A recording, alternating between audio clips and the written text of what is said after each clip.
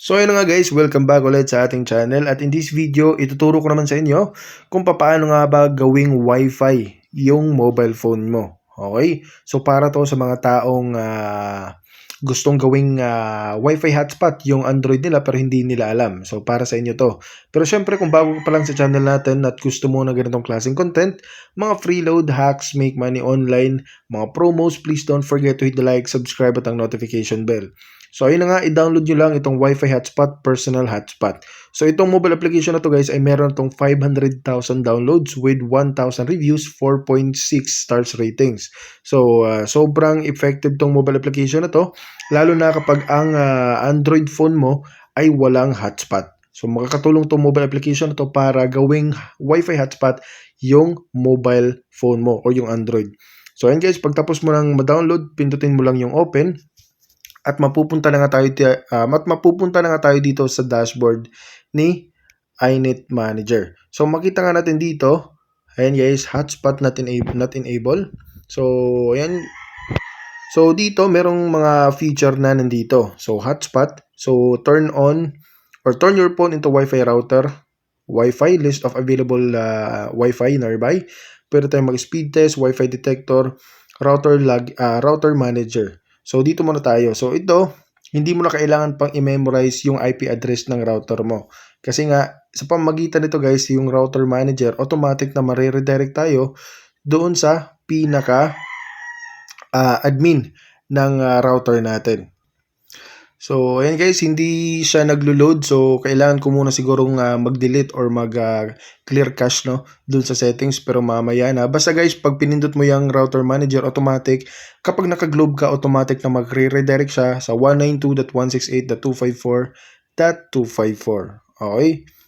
So, ayan guys, balik ulit tayo dun sa application. Nasa na yan? Ayan. So, dito naman sa Wi-Fi detector, makikita natin dito kung sino yung mga devices na nakakonect sa Wi-Fi natin. So, may ads, close lang natin. At ayun na nga guys, nakikita nga natin dito yung devices na connected. So, ayan, 9 devices daw yung connected sa current na Wi-Fi natin. Via LAN, tsaka via Wi-Fi. Okay, so 9 devices yung connected dito. Ayan, makita naman natin dito guys 9 devices found. Dito naman sa speed test, pwede din tayo mag-speed test. Alam naman natin kung ano ang purpose ng speed test para makita natin kung gaano nga ba kabilis yung Wi-Fi natin. Yung Wi-Fi speed pala. Okay, so dito naman sa Wi-Fi guys, makita natin yung available na Wi-Fi sa pinakamalapit. Okay, yung mga Wi-Fi na pinakamalapit sa atin. So makita natin yung listahan dito. So parang tinorn on lang din natin yung Wi-Fi, di ba? So dito naman guys, ito yung pinaka-purpose ng tutorial natin is gagawin nating Wi-Fi hotspot yung cellphone natin or yung device natin. So pag pinindot mo yan, ito guys, meron kasi mga Android phone na walang hotspot. So kung hindi mo alam kung paano ito turn on yun, so pwede ka mag-download ng mobile application na to at makakatulong to para gawing Wi-Fi yung mobile phone mo. So pindutin mo lang yung turn on. So ayan, allow muna natin guys para ma-turn on natin. So sobrang daming ads ng mobile application na to. So click lang natin tong okay. So pagkatapos nga guys, pag na-turn on na natin, pwede nating i-configure yung pangalan ng Wi-Fi dito sa settings. So pag pinindot natin yan, so pwede nating baguhin yung pangalan ng Wi-Fi natin or security kung gusto nating lagyan ng password, piliin natin itong WP. So dapat ito guys yung pipiliin nyo, wag yung ito.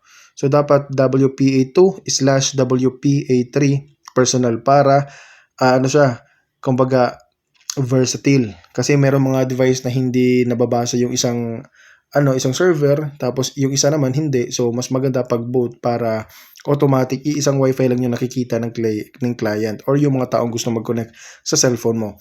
So, pwede din natin tong i-limit yung speed. So, pindutin or turn on lang natin. So, yan, makita nga natin dito kung ilang minutes lang sila pwedeng mag-connect. So, pwede nating i-baguhin to. Halimbawa, nag-connect sila sa atin. So halimbawa guys, meron kang load na GoSurf 50 tapos gusto nila makiconnect tapos gusto mong hindi maubos kasi yung iba kasi nakakalimutan nila i-turn off yung cellphone. Halimbawa guys, pag nagtatagay or nagiinuman tapos naka-turn on hanggang hindi nila namalayan na naubos na pala yung data nila. So pwedeng i-set mo dito guys sa 5 minutes para kahit nakalimutan mong i-turn off yung Wi-Fi mo, hindi na sila ulit makakonect kasi limited lang sila sa 5 minutes. Okay? Yung usage din, pwede din nating baguhin. Halimbawa, maximum of 100 MB lang siya. Okay? So, pag lumagpas na, hindi na siya magkakaroon ng internet dyan. Okay, so ganun lang kasimple guys. I hope na nakatulong tong video na to at please don't forget to hit the like, subscribe at ang notification.